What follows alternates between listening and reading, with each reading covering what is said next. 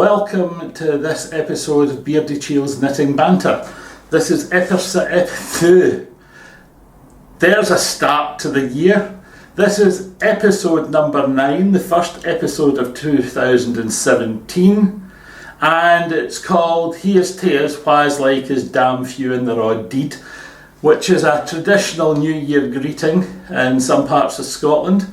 A general toast that can be used to absent friends. And to those of you who are watching, thanks for being there. My name's John Glenn and I present this particular podcast. And yes, I'm presenting from my conservatory as usual. The only thing that's changing this time is that I'm getting technologically a little more advanced. We have 2 cameras on the go. So I will be doing the old newsreader bit of moving from one red flashing light to the other as the urge comes upon me or as items need particularly to be shown.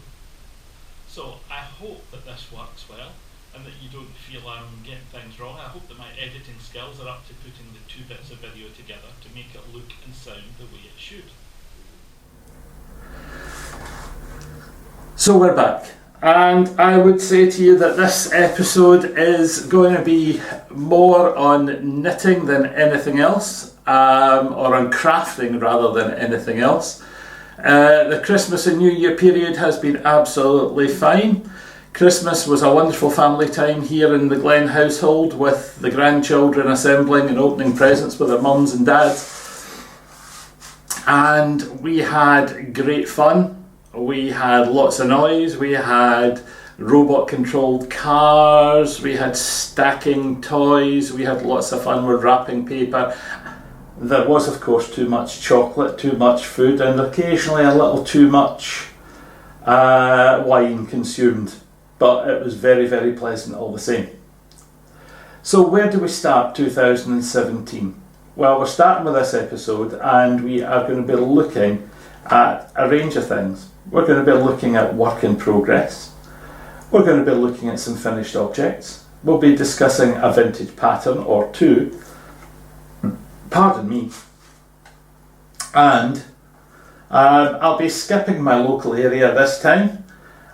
And I'm going to try and avoid saying or which will make itself evident why later on in the work in progress section of this particular presentation. So, I hope everyone's had a wonderful festive season. There you go, just did it again. Watching some of my podcasting colleagues' Christmas contributions and New Year contributions to the podcasting world has been interesting. It's nice to see that everyone seems to have had a pleasant time. I got a lovely Assassin's Creed t-shirt for Christmas and happen to be wearing it today, so you're regaled with me in purple gilet and Assassin's Creed t-shirt. I have had quite a lot of knitting done over the festive season. I've had some spinning done because, as you all know, I'd taken to doing a bit of spinning.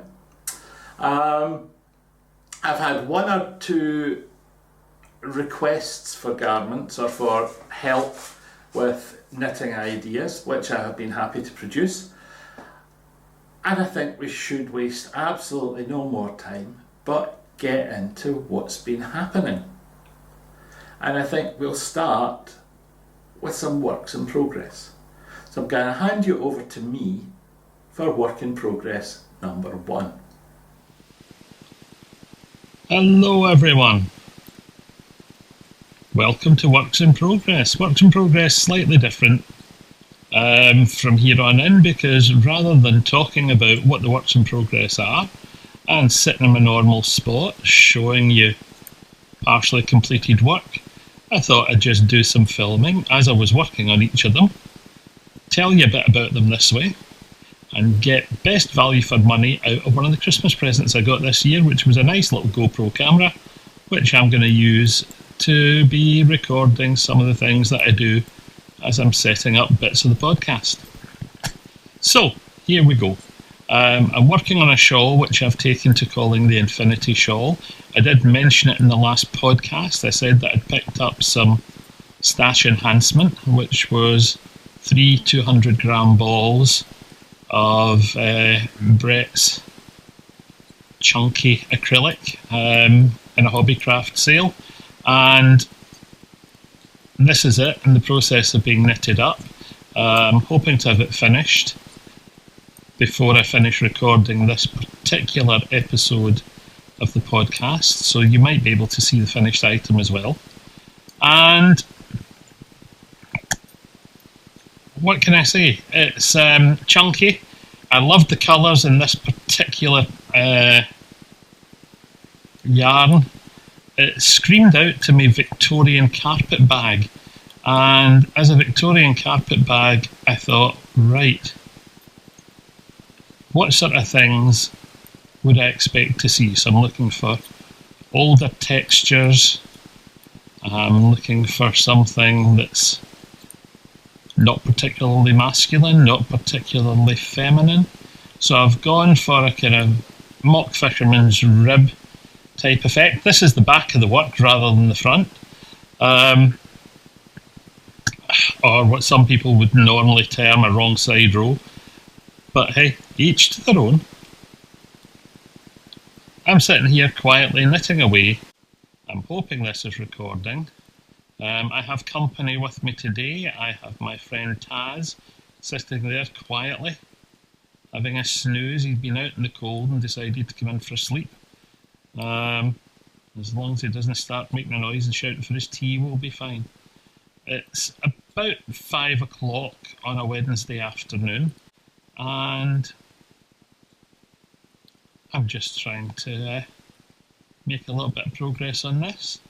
I decided that the pattern for this would be relatively straightforward. I didn't want it to have a massive amount of holes in it, but I did want some holes to help create the general shaping. So I started as most triangular shaped shawls would. Let's just pop this out and we'll have a look. In fact, we might even have a look at the right side. And we started with a central increase area. And that central increase area was coming on nicely. After about 10 rows, I decided that I wanted it to curve around the neck a little more.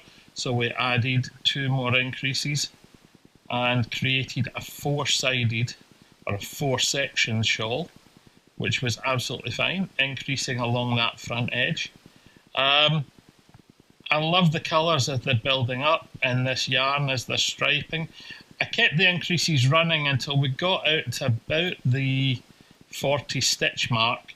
As I write this pattern up, I'll tell you exactly what they are for anyone who's interested, and then decided that I wanted it draping a little more, so I increased the increases,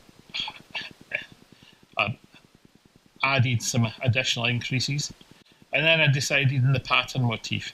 I've taken to calling this the infinity shawl, and the reason for that is this infinity lozenge pattern that I decided that I would knit in just as reverse stocking stitch onto a stocking stitch panel. So it starts there, runs in a figure of 8 back to there, and they run around the edge of the shawl. They're running horizontally in this band. We've got some more of the pattern, and then the external edge will be the same lozenge, but rather than being run horizontally, they'll be run vertically around the external edge of the shawl just to finish it off, and then it'll be bound off. I'm guessing, since I'm not wanting anything lacy, maybe an I-cord edge, just to keep it nice and neat and tidy. At present, it looks to be about 6 or 7 feet long on the collar edge. It's sitting 8 panels of roughly 40 to 50 stitches, which makes it between 350 and 400 stitches per row, which I seem to be having a pleasant enough time with. It's fairly easy on tension. I haven't been too particular since this is a sample knit for myself. It's coming up as really, really cosy, and this is for me. This isn't for anyone else. This first one is for me. So I'm going to work away, see if I can get it finished, and as I do get it finished, I'll let you guys see just what the finished item looks like, maybe by the end of this podcast. Bye for now. Out. Coming back. 3, 2, 1. So that was work in progress number 1. You saw the shawl, the infinity shawl. The pattern for the infinity shawl I've started to write up. I haven't finished it yet. I hope to get it finished soon, and when I do, I'll get it off to an editor and then up and published for anyone who's interested. There is a second part to that project, which I'll talk about in finished objects because I haven't filmed it anywhere. Those of you who have been following me on Instagram will have seen it already, so watch this space, it will come back. Our second work in progress is a little bit different, so I'll hand you over to me again. Well folks, next work in progress is this. This is a splint cover for an arm splint. I had a message on Facebook from a very old friend, Nettie Thompson, who lives in Machrihanish on the west coast of Scotland, and Nettie suffers from fibromyalgia, and as a result at times has to wear arm splints to help her day be functional. Now the splints are bog standard medical issue, horrid beige neoprene type things with velcro fastening. She sent me some photographs to let me get measurements, and I'll stick those into the blog, but she was saying that wearing them becomes very uncomfortable, just the texture of the fabric against the skin, which the nature of the condition makes that perfectly understandable to me. Consequently, she said, was there any of the knitter friends out there able to come up with a possible solution or suggest somewhere she could find a solution? Well, for me the easiest solution is simply to design and make something. So that was last night, Sunday afternoon. It's now Monday morning, and here we have the first prototype in the process of being cast off, or bound off, since I'm using an I-cord bind off. And this will later today hopefully go off in the post to Nettie, and she'll test it. If it works, I'll make a partner for it for our other arm, and write up the pattern, pop it on Ravelry, and in discussion with her I've decided that this will be a free pattern on Ravelry for any sufferer, because I don't want to profiteer or make money out of easing suffering. Different if it's something that's decorative, but when it's something that's practical like this, much more important to do the design work, put it there and pay it forward by just making it available to anyone who wants it. So what have we got? Let's just slide this for, oh look at that, split that yarn beautifully. That's the joys of doing our works in progress this way. People get to see your mistakes, but that's not a bad thing because we all make mistakes when we're knitting. Fortunately most of them are recoverable. Now, not much to go on that and it'll be finished off and ready to go, but here, what do we have? We have an inner sleeve, and this is the surface that will be against the skin, knitted in cotton, and it was just some scraps of drops cotton that I had sitting in my bag. This is the last little bit of the shopping wallet Zalber ball that I used for the podcasters knit along socks. There was about 20 or 30 grams left on it, and I thought, that'll maybe do the outside of this. Let's play yarn check and see how far we get. And it looks absolutely fine. A little bit of a decorative lacy bit on the outside there, nothing too complex. The whole thing, an evening slow knitting while I was watching a couple of movies. It will fasten with some buttons. I've left some buttonholes, or if you preferred, it would be possible to get narrow velcro. I've put a small rib on the top edge there just to give it a little bit of stretch and tension possibility. This obviously has got lots of stretch possibility in it because it has to go over a splint as well as over the arm. That looks absolutely fine. How do we use this? Well,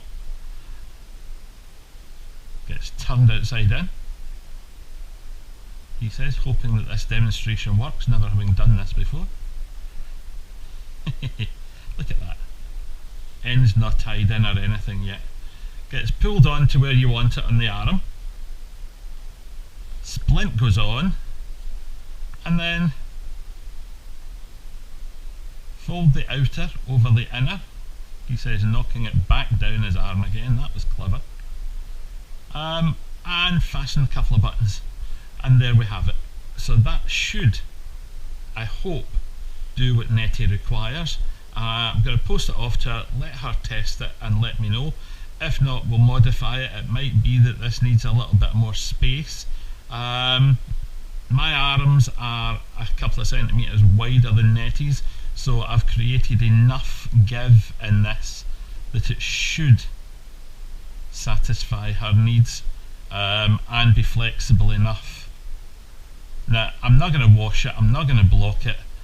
Because of what it is as a prototype, I'm just going to throw it straight into a jiffy bag and post it off.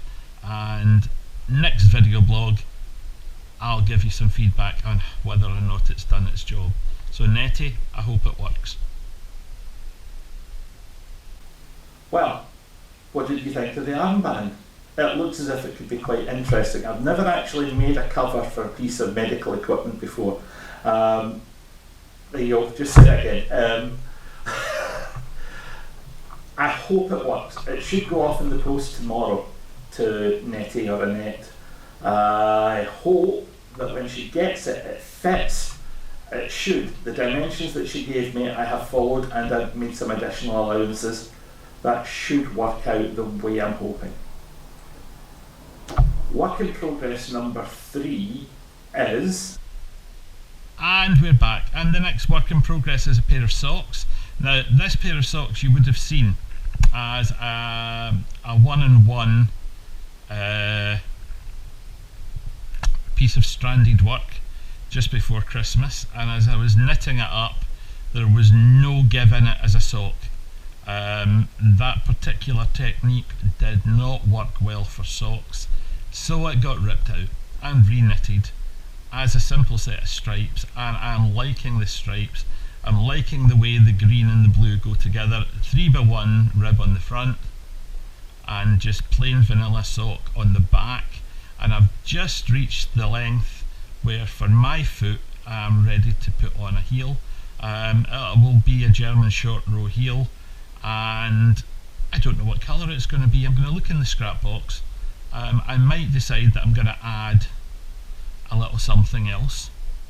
I've got the green, I've got the blue, I don't know, I might have a red heel, I might just have just something different for the heel, and then back onto the top half of the sock. Don't know when they'll be finished, because this is my do it when you feel like it project, and as you can see I'm on my little 9-inch circular. How do I find them? Well, actually I quite enjoy them. Do a colour change here, so just let me grab the right yarn. And if I'm being completely honest, I find that I'm having to nudge the stitches around the needles a little more often than I do if I'm on my normal circular magic loop. That was clever. Drop the stitch. other than that, I decided to try these because of my friend Helen Duffin, who gave me a shot of one when I was in Glasgow earlier in the summer, and I enjoyed it, so I came home and ordered a set, 2.5mm. I can't remember whether they're Knit Pro or Addy or Chalgu, or I just don't remember whose needles they are. I just know I ordered them, and they're little steel needles, and they're absolutely fine. I've knitted one entire pair of socks with them. This is pair number 2. I don't find them unpleasant. Some people find them a bit fiddly, they say. Why am I saying all the time? That is really frustrating, because when other people do things like that, it drives me bananas. I hate that the mmers. I think I know what I want to say next. Let's just move on to the next bit. And I've become an etter. If I do it, please shoot me, shout at me, moan at me. I'll try and stop myself. Anyway, enough of the aside. I just did it again. Yes, stupid band, John. That's what happens when you decide to wing bits like this. You just grab your needles, you're knitting away, and without thinking about it, you'd say silly things. Now, what I was hoping that I would be saying is that working with these is perfectly pleasant. There you go again, John. Plan it in advance, you prat. Anyway, it's relatively pleasant. I do think I would like them just slightly longer. I think this set might, slightly shorter. This set might be just too long for what I'm doing. Maybe if I'd gone for the 8" instead of the 9, it would have been easier. Now we're just about at the stage where I'm going to have to change yarn, so I haven't decided what's going in here yet. Yeah, that's exactly where we are, so I'm going to stop there. As I say, size 10.5 feet, or size 10 feet. I've arranged that's, well, I've measured it's 10.5 inches from heel to toe. Oh my god, I'm going to have to shoot myself. 10.5 inches from heel to toe. Take off the 2.5 to 3 inches that I normally get when I knit a heel, and that leaves me 7.5, 8 inches, and that's where we are at the moment. I'm quite happy with the colour, I'm happy with the tension, the size feels fine. Come back and see it when it's finished. I hopefully will get it finished over the next week or so, but there are other projects which need to start, as well as other projects on the go. So while I've got this in my hand, work in progress number 3 is... Well, the blue and green stripy socks indeed. I do look forward to getting those finished and letting you see them. Now there is one more work in progress which I haven't been filming, and that work in progress is, as you all know, vintage pattern number 1, the vintage waistcoat pattern. Now I've been altering this to suit my size, which is not one of the sizes in the original pattern. I've also been working with a yarn which has come from a closed down mill. For those of you who remember it, it's this cone. The original cone was a lot bigger. It has shrunk a little, as you'll see, and the reason that it shrunk a little is because the work in progress has grown. The back of the garment is complete.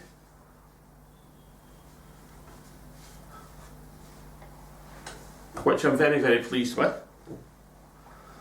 Front number 1, including pocket, is complete. I haven't sewn the pocket in at the back, as you'll see, but the sewing in will happen soon. So that's done. And, whoops, front number 2 has been cast on, and the basic shaping for the front of front number 2 is done. So I'm hoping that I can get time to work away on that over the next couple of weeks and maybe get it finished. If I can get it finished, we'll get the whole thing put together, and by the next time you see me, I may have another finished object to show you. The vintage cardigan in all its glory, armbands in place, front band in place, and I wonder just what kind of buttons I'm going to put on it. Something says to me they should be fairly traditional. They should be sort of horn type buttons or wooden buttons. They should not be plastic. They should not be in your face. I did wonder about leaving no buttonholes and going for some Nordic silver hooks and eyes, but I'm not convinced yet. So when I make up my mind, I will let you know. Whoa. So that's that work in progress. And that actually finishes the works in progress for the time being. What I'm going to do when I finish them, when I finish that waistcoat, I move on to another waistcoat design.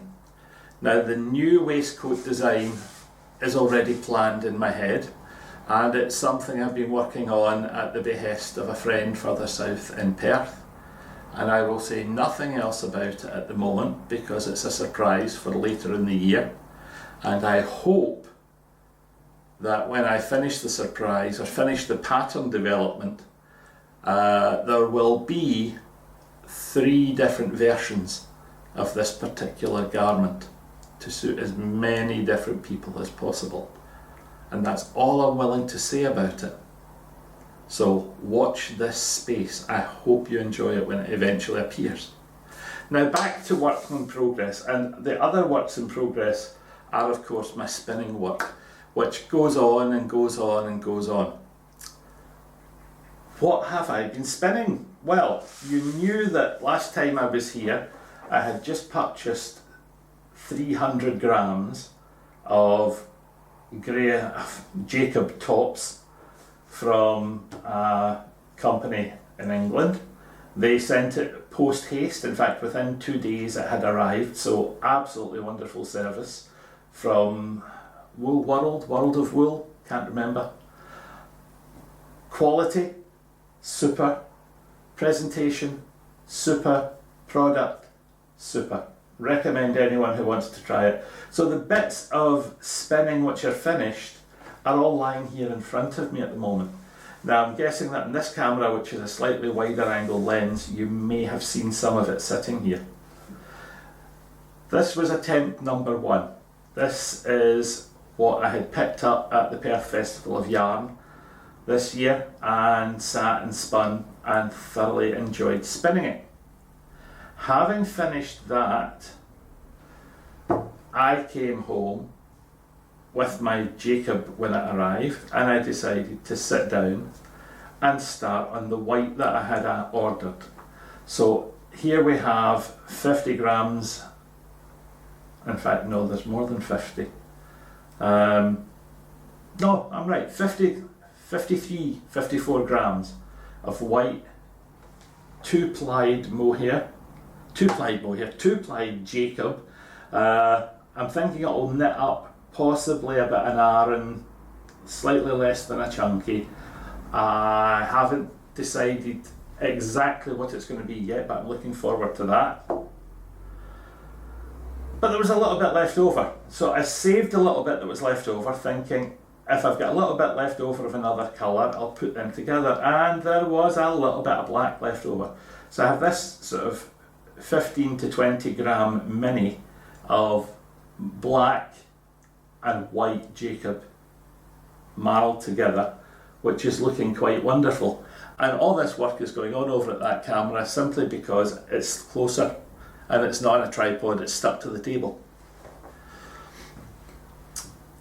I worked away on the grey, and the grey seemed to come out well because of the lights that I'm working on as twilight hits here this afternoon. The colour saturation on this is not great, so I'll maybe try and get some photographs in daylight and include them in the podcast. I kept some of the grey and some of the white together, and I thought if I knit from one to the other, I want to transition region in what I knit. So I created that transition region by plying some grey and some white together, which was fine, absolutely wonderful. As my spinning has progressed, the quality of my spinning has improved, and I have to say that whereas my 2-ply grey and white gave me single skeins, my black seems to have given me 2. Their weight all adds up the same. I mean, the actual definition on the yarn, how it looks, is fine. It's tied off in 3 places so that I find it easy to ball later. I had a tiny little bit of grey on its own, so there's a grey mini, there's a grey and black mini, my black and white mini. So all in all, I'm really, really happy with that. It's going to go into something nice.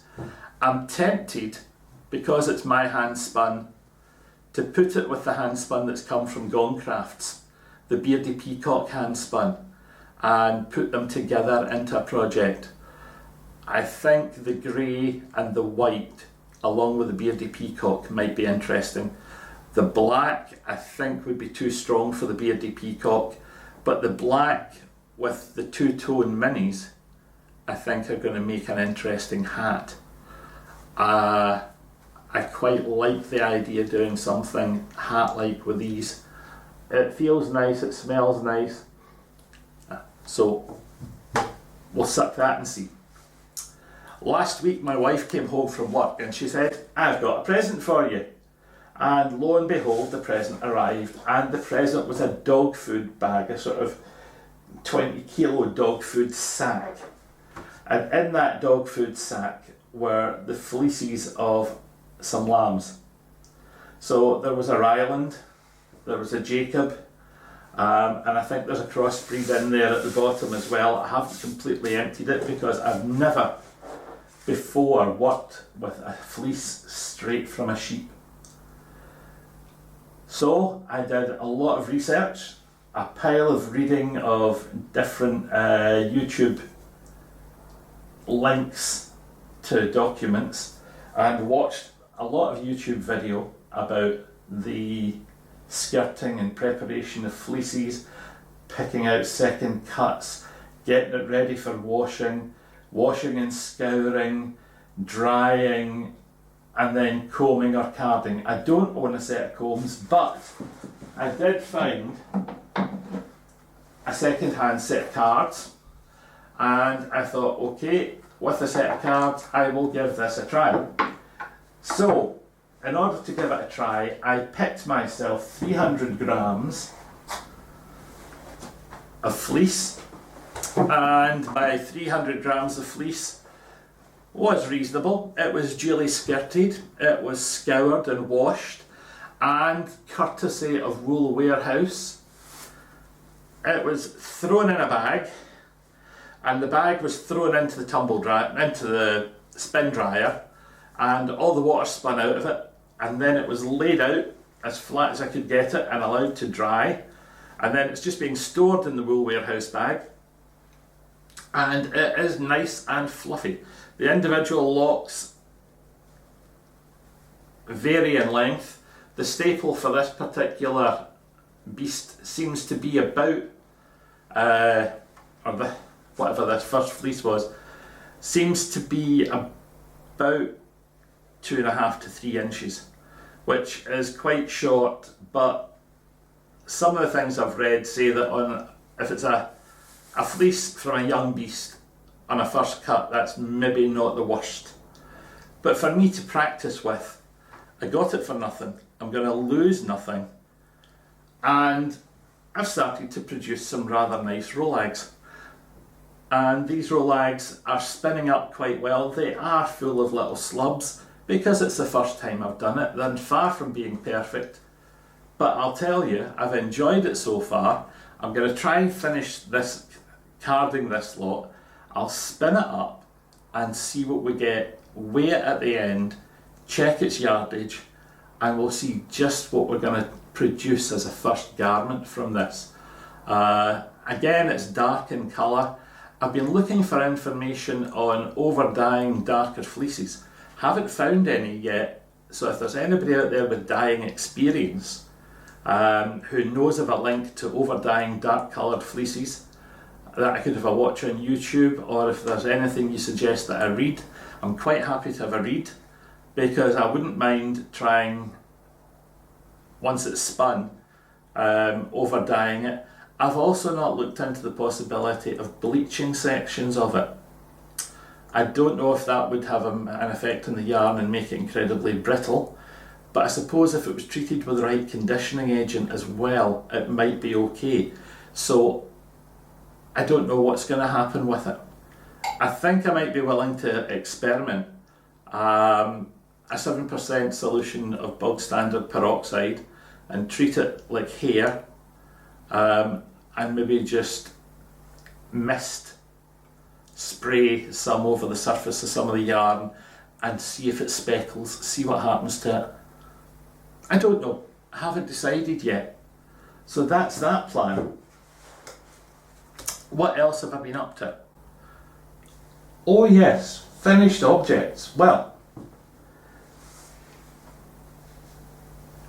since earlier today I did the filming for Works in Progress, I did cast off and finish the armband that's going off to Nettie.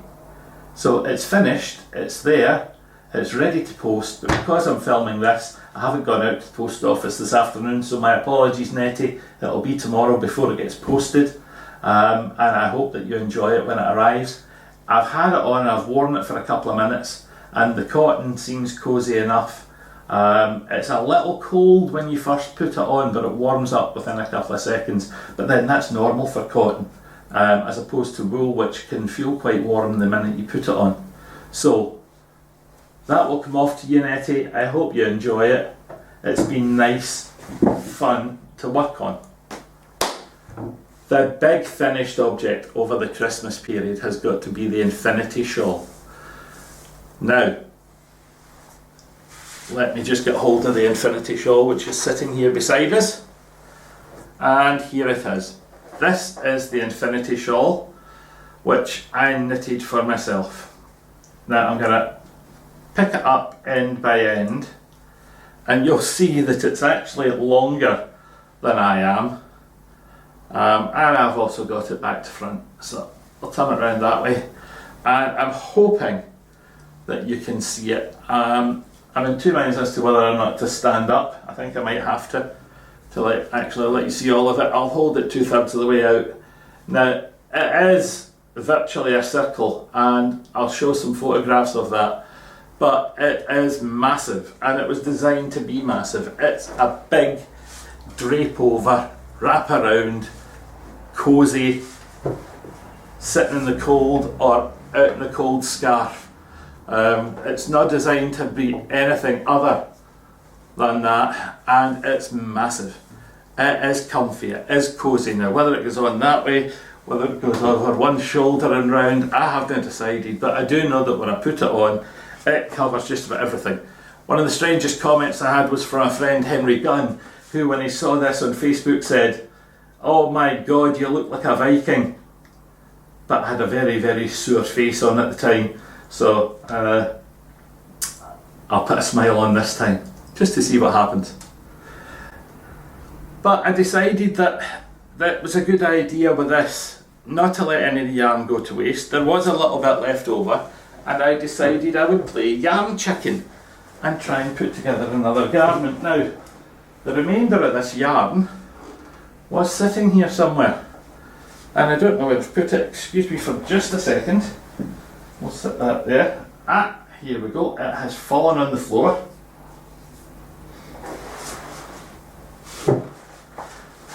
And there is the end of the yarn. So I have about 1 metre left. I think that's not bad for yarn chicken. I'm quite pleased with that. And at the end of that, I had managed to produce this. One sort of berry type tam o' shanter. I don't know how people want to describe it, but there we go. we have one winter woolly hat combined with one winter woolly shawl or scarf, and I for one am quite happy to be sitting here nice and warm in the conservatory, and boy does that beard look white against that background. There's a screen showing on one of the video cameras and it looks absolutely ridiculous. I look like the French Santa Claus. But I'll tell you, I don't really care. Those of you who know me know that I'm not easily embarrassed. So, bonne chance tout le monde. Good luck everyone, for those of you who don't speak a little bit of French. Finished objects are done. That's it for this time round in finished objects. I don't have anything else. Do I have any other socks? No, I don't have any other socks to tell you about. I don't have anything else to tell you about. I do have another vintage pattern though. This is the other vintage pattern that I've been looking at, and I'll stick it over in camera number 2 for a second. Now, this is a pattern by Emu. It's called His and Hers Sweaters, double knitting sweaters. It appears to date, looking at it, from the mid-50s to the mid-60s. Price 6p old UK currency, 6D as opposed to 6p. Printed in London, by the looks of things. No indication of a specific printer, which is unusual. Sometimes you find a printer's name hidden on these patterns, but there isn't one. It just says designed by Emu, the yarn company. Try and avoid getting glare on the pattern as I hold it up. Oh, it covers my face beautifully. There's wonderful. So this particular pattern, Scotch double knitting, double crepe, Romany double knitting, or Bry nylon double knitting, brackets Emulon. So Emu's own brand of double knitting was called Emulon. Now, you know me, as I did with Orlon, the Old Peyton's acrylic, I did a search for Emulon to see what I could find out about the origins of the yarn. How long did it last on the market? And every reference that I found, because it was linked to the term Bry nylon, came up with shiny Bry nylon shirts, nighties and sheets, and very few people seem to have posted anything online about the yarn itself. So I don't know just what it would have been like. Having owned some Bry nylon sweaters in my day, they were static magnets of the highest order. This is a nice pattern. It's a bog standard raglan sleeve v-neck. It does have a little bit of texture on the main body pattern in horizontal bands. I haven't looked through the pattern in massive detail this morning when I was looking out things for the podcast, but the picture appealed to me because it was nice to see his and hers unisex design, and finding things that are unisex design are incredibly important. Now,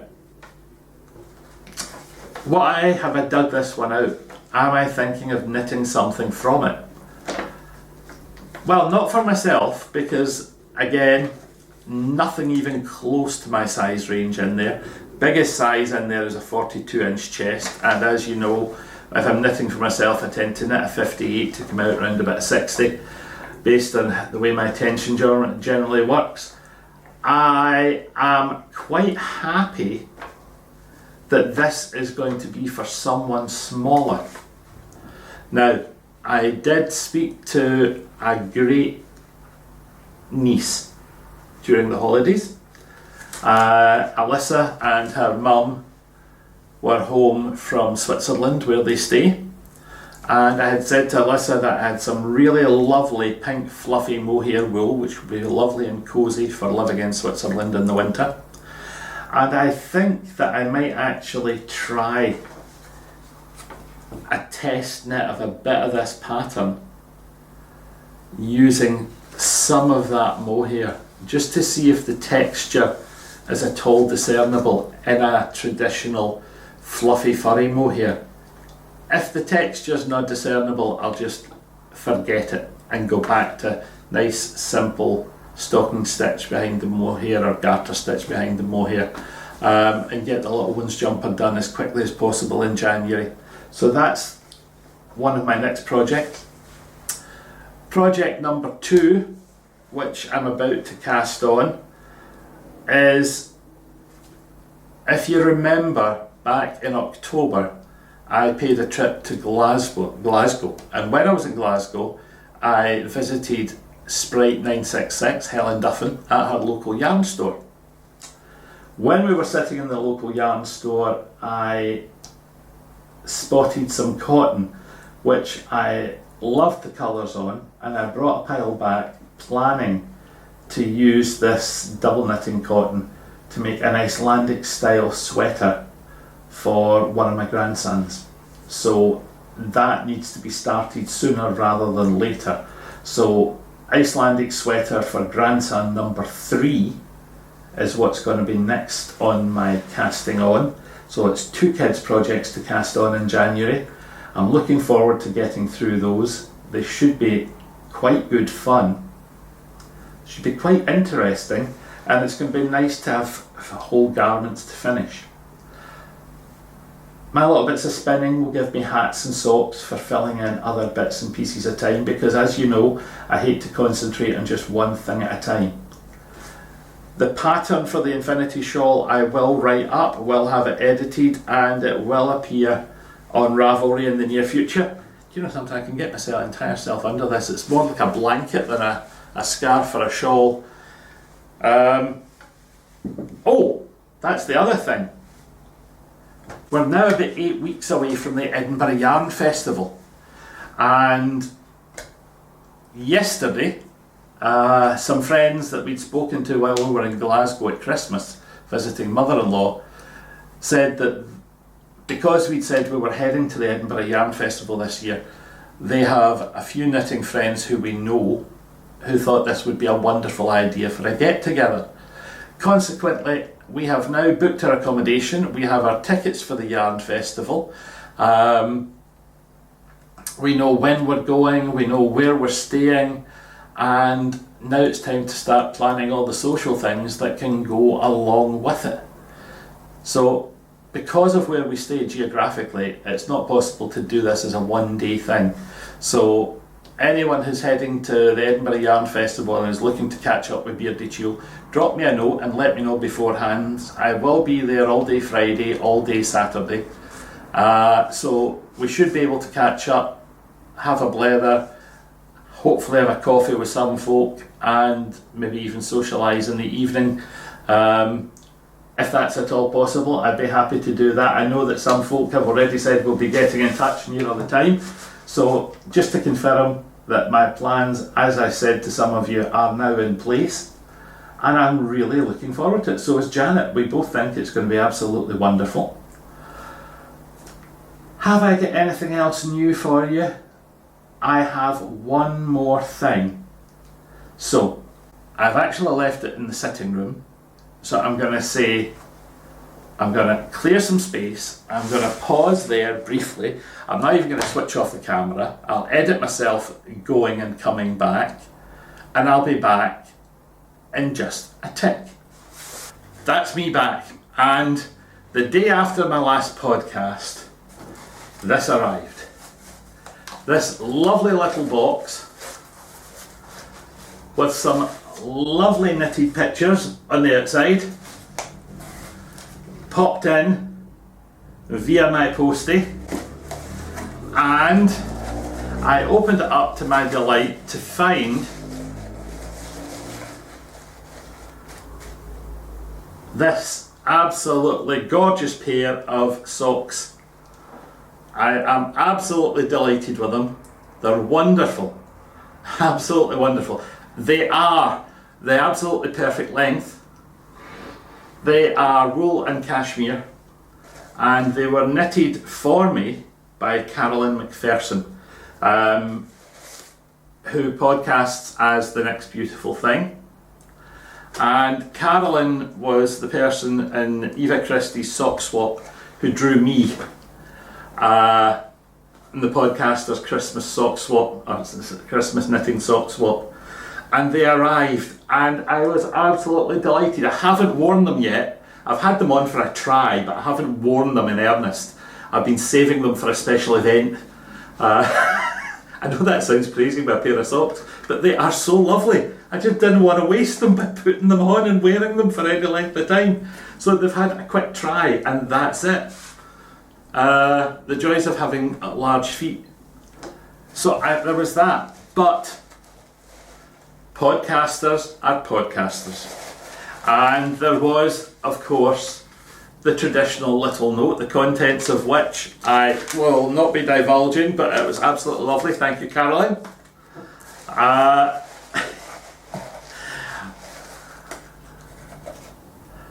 This little friend for the Christmas tree, he didn't go up this year because I wanted to put him away, especially until after I'd podcasted with him. He's quite lovely, one little felt snowman, which I absolutely enjoyed. The yarn tag for the yarn that was used to knit these socks, which was a lovely surprise. And then in the bottom, as if by magic, traditional tea bags from one knitter to another, but luxury of luxuries. Sweeties. Sea salt caramel sweetie biscuits to go with the tea. And I've saved them from the time this box arrived until this podcast. And I've saved them for one particular reason. Because I wanted to be able to let everybody see what a wonderful time I've had and how much I've enjoyed it before I did anything with them. So Carolyn, all the way from Canada to Scotland, everything arrived beautifully safely. Thank you so much indeed. It was very, very kind of you, and I am really looking forward to wearing the socks, drinking the tea and eating the chocolate, although I'll spread that over quite a distance, otherwise my HbA1c will go all out of kilter. My diabetes nurse will not be happy with me. And that's all I'm going to say on that particular matter. But no, absolutely wonderful. How can anyone fail to celebrate Christmas when they get something really nice like this? And aha! Beardychiel's a happy man. Does that finish what I'm doing for today? I think that does just about bring me to an end. There is a pile of editing that needs to go in to put everything together, so I'll be doing that later this evening after dinner. And hopefully by this time tomorrow, I'll have a podcast up for everyone to watch. From here, I'm going to have a break for a week or two. I've got a couple other things that I need to do around the house.